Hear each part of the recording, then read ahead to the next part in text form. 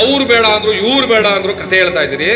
ಅವ್ರು ಬೇಡ ಅಂದ್ರು ಇವ್ರು ಬೇಡ ಅಂದ್ರು ಕಥೆ ಹೇಳೋದಕ್ಕೆ ನೀವು ಮುಖ್ಯಮಂತ್ರಿ ಆಗಿರ್ಬೇಕಾಗಿ, ನೆಪಗಳನ್ನ ಹೇಳೋದಕ್ಕೆ, ಕಥೆಗಳನ್ನ ಹೇಳೋದಕ್ಕೆ, ಭವಿಷ್ಯಗಳನ್ನ ಹೇಳೋದಕ್ಕೆ ದೇವಸ್ಥಾನದ ಮುಂದೆ 500 ಸಿಗ್ತಾರೆ, ಫುಟ್ಪಾತ್ ಅಲ್ಲಿ ಶಾಸ್ತ್ರ ಹೇಳೋರು ಸಿಗ್ತಾರೆ. ನಾವು ಒಳ ಮೀಸಲಾತಿ ಪರವಾಗಿದ್ದೀವಿ ಅಂತ ಹೇಳ್ತಾ ಇದಾರಲ್ಲ ಪರಮೇಶ್ವರ್ ಅವ್ರಲ್ಲಿ, ಖರ್ಗೆ ಅವರಾಗ್ಲಿ, ಅದು ಅವತ್ತಿಗೂ ಇರಲಿಲ್ಲ ಒಳ ಮೀಸಲಾತಿ ಪರವಾಗಿ, ಇವತ್ತಿಗೂ ಇಲ್ಲ.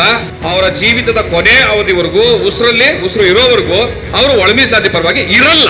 ಘಂಟಾಘೋಷವಾಗಿ ಸೀಲ್ ಹಾಕ್ಬಿಟ್ಟೆ ನಾನು, ಯಾವುದೇ ಕಾರಣಕ್ಕೂ ಇರಲ್ಲ. ಸೊ ನಾವೀಗ ಸಿದ್ದರಾಮಯ್ಯ ನೇರವಾಗಿ ಹೇಳ್ಬೇಕಾಗಿರೋದು ಅಂದ್ರೆ, ಸರ್ ನಾವು ಖರ್ಗೆನೆ ಕೇಳ್ತೀವಿ, ನಿಮ್ ಸೀಟ್ನ ಅವ್ರಿಗೆ ಬಿಟ್ಟು ಅವ್ರನ್ನ ಕೇಳ್ತೀವಿ. ಸರ್ ನಾವು ಪರಮೇಶ್ವರನೇ ಕೇಳ್ಬೇಕು ಅನ್ನೋದಾದ್ರೆ ಪರಮೇಶ್ವರ್ ಮುಖ್ಯಮಂತ್ರಿ ಸ್ಥಾನದಲ್ಲಿ ಕೂರಿಸಿ ಅವ್ರನ್ನ ಹಿಡ್ಕತೀವಿ ನಾವು. ಇಲ್ಲ KS ಮುನಿಯಪ್ಪನ್ ಕೇಳ್ಕೊಂಬ, ಇನ್ಯಾರೋ ಕೇಳ್ಕೊಂಬ ಅಂದ್ರೆ ಅವ್ರನ್ನ ಸ್ಥಾನದಲ್ಲಿ ಕೂರಿಸಿ ನೀವು ಹೋಗಿ ಆಚೆಗೆ, ನಾವು ಅವ್ರನ್ನ ಕೇಳ್ತೀವಿ. ನೀವು ಇರೋದ್ರಿಂದ ನಿಮ್ಮನ್ನು ಕೇಳ್ತೀವಿ. 30 ವರ್ಷದ ಹೋರಾಟದಲ್ಲಿ 10 ವರ್ಷ ನಮಗೆ ಮೋಸ ಮಾಡಿದ್ರೆ ಸಿದ್ದರಾಮಯ್ಯ ವಚನ ಭ್ರಷ್ಟ ಆಗ್ಬೇಡ, ಒಳ ಮೀಸಲಾತಿ ಜಾರಿ ಮಾಡು, ಇಲ್ಲ ಕುರ್ಚಿ ಖಾಲಿ ಮಾಡು. ಡಿಸೆಂಬರ್ 11 ಅನ್ನೋಂಥದ್ದು ಇಡೀ ಮಾದಿಗ ಸಮುದಾಯಕ್ಕೆ ಒಂದು ಕರಾಳವಾದ ದಿನ. ಹುಬ್ಳಿನಲ್ಲಿ 6 ಜನ ಸತ್ತಿದ್ದು, ಬೆಳಗಾಂನಲ್ಲಿ ಒದೆ ತಿಂದು ತುಂಬಾ ಜನ ಕೈಕಾಲು ಮುರ್ಕೊಂಡು ರಕ್ತ ಹರಿಸ್ಕೊಂಡು ಕಿಲೋಮೀಟರ್ ಗಟ್ಟಲೆ ಓಡೋಗಿದ್ದು, ಸುವರ್ಣಸೌಧದ ಮುಂದೆ ಆಗಿದ್ದು, ಕಾಲ್ನಡಿಗೆ ಜೊತೆ ಕುಳ್ಳು ಸಮುದಾಯ ನೋಡಿದ್ದು, ಇವೆಲ್ಲವೂ ಕೂಡ ಐತಿಹಾಸಿಕವಾಗಿ ಡಿಸೆಂಬರ್ 11ರ ದಿವಸ. ಇದು ಕೇವಲ ಮಾದಿಗರ ಹೋರಾಟ ಅಲ್ಲ.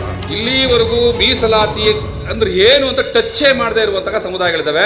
ಕರ್ನಾಟಕ ರಾಜ್ಯ ಸರ್ಕಾರದ ದಾಖಲೆಗಳಲ್ಲಿ 72 ಸಮುದಾಯಗಳು ಯಾರು ಅನ್ನುವಂತಹ ಮಾಹಿತಿನೇ ಇಲ್ಲ. ಅವರು ಸ್ಕೂಲ್ ಮುಖ ನೋಡಿಲ್ಲ. ಎಷ್ಟೋ ಸಮುದಾಯಗಳು ಬಸ್ ಹತ್ತಿಲ್ಲ ಇಲ್ಲಿವರೆಗೂ. ನಾವು ರಾಕೆಟ್ ಹಾರಿಸ್ತಾ ಇದ್ದೀವಿ ಚಂದ್ರಲೋಕಕ್ಕೆ, ಮಂಗಳ ಗ್ರಹದಲ್ಲಿ ಹುಡುಕ್ತಾ ಇದ್ದೀವಿ, ಸೂರ್ಯ ಇಲ್ಲಿಂದ ನೋಡ್ಬಿಡೋಣ ಅಂತ ಇದ್ದೀವಿ.